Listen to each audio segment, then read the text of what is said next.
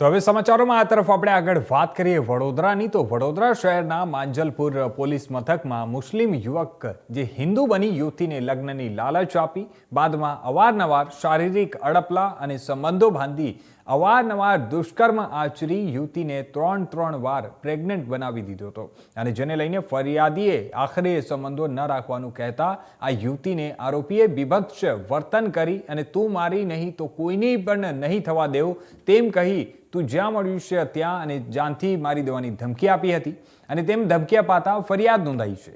Manjalpur police મથકમાં યુવતીએ નોંધાવેલા ફરિયાદ અનુસાર મુસ્લિમ હોવા છતાં ફરિયાદીને પોતાનું નામ ખોટું બતાવી અને યુવતી સાથે લગ્નની લાલચ આપી ફસાવી હતી.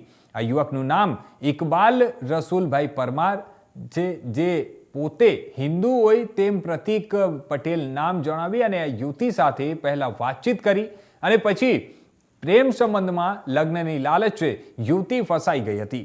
યુવતીએ નોંધાવેલી ફરિયાદ મુજબ આ યુવક પોતે હિન્દુ હોવાનું જણાવી પ્રતીક પટેલ નામ હોવાનું જણાવ્યું હતું.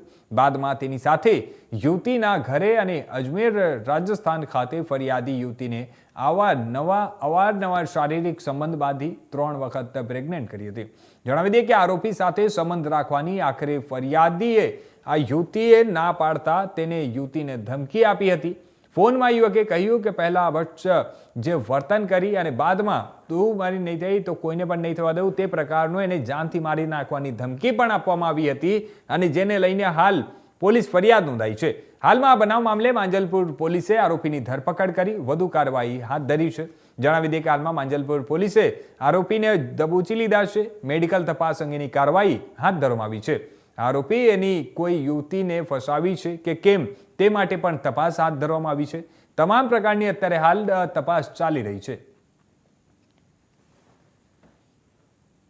12 સપ્ટેમ્બરના રોજ માંજલપુર પોલીસ સ્ટેશનમાં એક દુષ્કર્મનો ગુનો દાખલ થયેલ છે, જેમાં ફરિયાદીના જણાવ્યા મુજબ ફરિયાદી એ છૂટક મજૂરી કરે છે માંજલપુર જીઆઈડીસીમાં અને કેટરિંગના વ્યવસાયમાં એમને એક પ્રતીક પટેલ નામના વ્યક્તિનો સંપર્ક થયેલ, જેઓ ખેરડા મસ્જિદ પાસે કરજણ વડોદરાના રહેવાસી છે.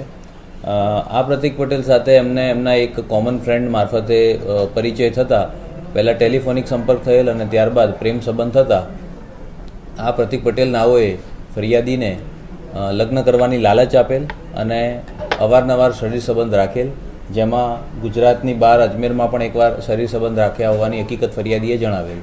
ત્યારબાદ ફરિયાદીને એક સમયે જણાયું કે આ વ્યક્તિ એ ખોટું નામ જણાવેલ છે અને એનું ખરેખર જે નામ છે એ ઇકબાલ રસુલભાઈ પરમાર